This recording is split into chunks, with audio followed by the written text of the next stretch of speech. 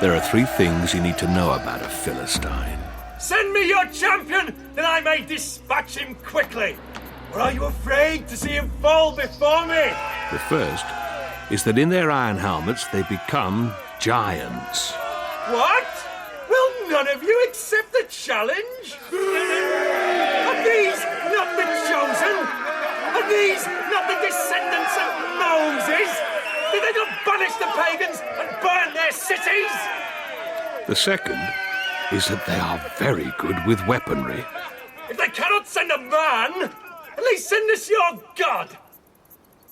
Send him down to fight me, and we shall see how swiftly the servants of Baal dispatch him. And the third and most important thing of all is they will stop at nothing until they see us all dead. Goliath!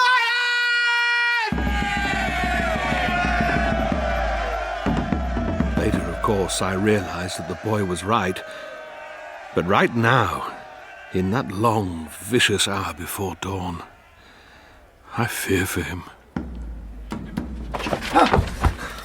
No! Let Saul send one of his champions. None will step forward. David, you are a boy with no experience of battle. I will kill him. With a slingshot? At least take my sword. No. This Philistine will rip you apart. Look at him. He's not even a man. Even among Philistines, he's a giant. The Lord is with me, Eliezer. I'll not fail him.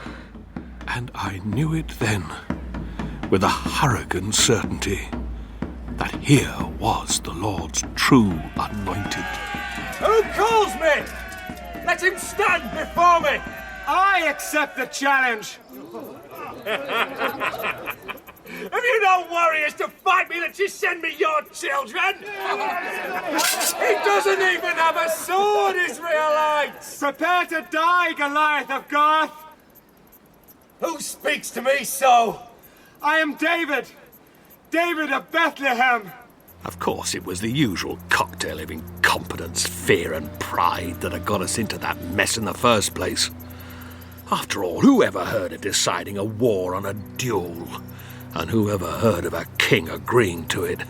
But that was Saul all over. That was his style. But there's time enough to get on to him. Because now, Saul has really seen to me. And as I lie here, bleeding in the dust, I tell this story to the field rats. At this, the hour of my death.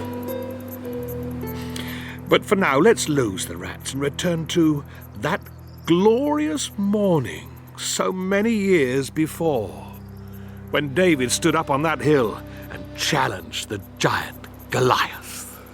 Then, David of Bethlehem, bid farewell to your God. The Lord is with me, Philistine. I have nothing to fear.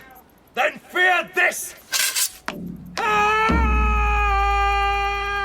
But let's hold that moment right where it is. Because it's important you understand how that precocious boy got to be taking on the most feared and terrible Philistine warrior that there has ever been.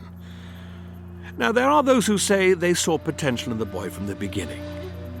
But I say to them that their perceptions are all distorted, for no one could have guessed that the gawky, arrogant child Samuel sent me out to find could possibly be touched with the favour of the Lord.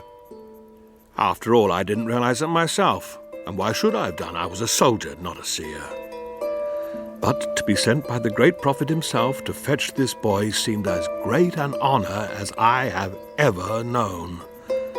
For the Lord was always close to Samuel, and Samuel never betrayed or ignored his wishes and commands, not like Saul, brooding up at his fortress at Gilboa, wondering why the Lord had broken covenant with him.